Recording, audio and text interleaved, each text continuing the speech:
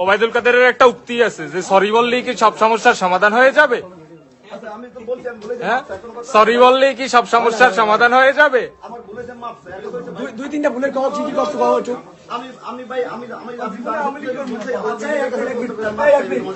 তোমার হাসিনা যখন ক্ষমতায় গেছে তোমার উচিত ছিল না আগে ক্ষমা চাওয়া।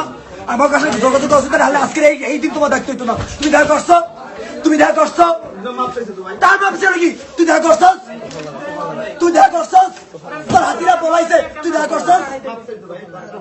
না না তুই দেখা করছস আমাকে লাগে।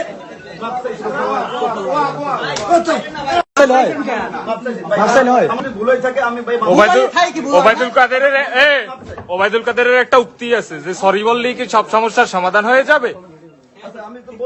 হ্যাঁ, সরি বললেই কি সব সমস্যার সমাধান হয়ে যাবে। দুই তিনটা ভুলের কথা কি করতে পারো।